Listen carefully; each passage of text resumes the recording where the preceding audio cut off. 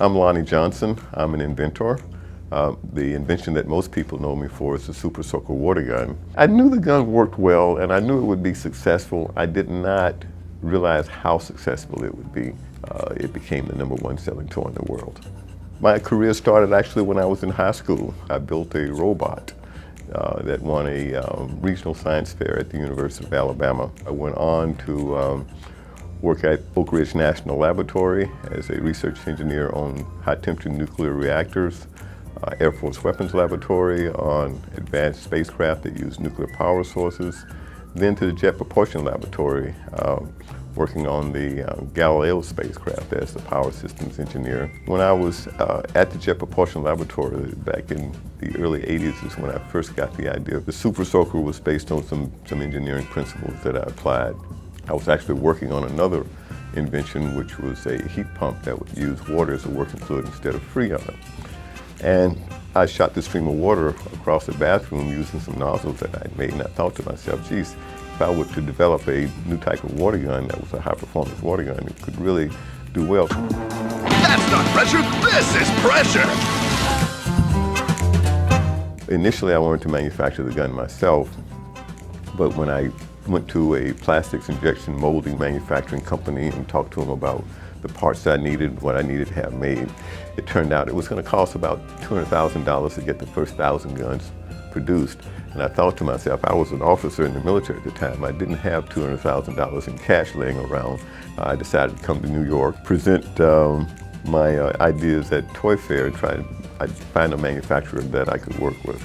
And it was there that I met the people at Laramie. They invited me to come to their headquarters in Philadelphia. It took about 2 weeks to build the gun, and as soon as it was finished, I called the guy up at Laramie because I didn't want him to forget my conversation. I got my suitcase and went in, and of course I had my prototypes in the suitcase. I opened it up, and they asked to see what I had, and I showed them the gun. They said, well, does it work? How well does it work?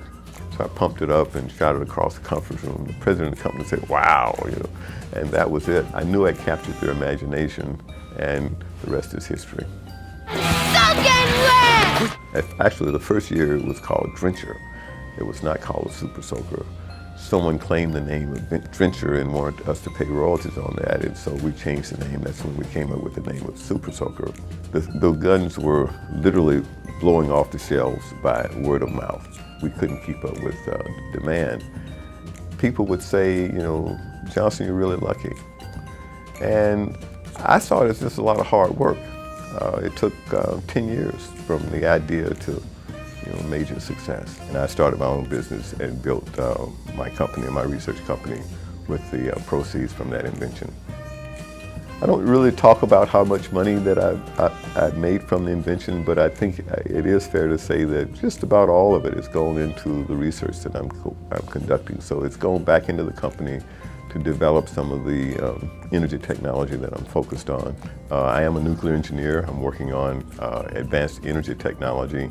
I have a new type of engine that converts heat into electricity, and I've also developed a new type of battery that's all ceramic without liquid electrolyte. The other toy gun that was on the market and enjoying major success was these Nerf dart guns. It's Nerf or nothing. And I wanted to have that part of the market too, so I started developing Nerf dart guns, and I developed guns that outperformed the guns that Hasbro had on the market at the time. And eventually ended up doing a deal with Hasbro to license my dart guns.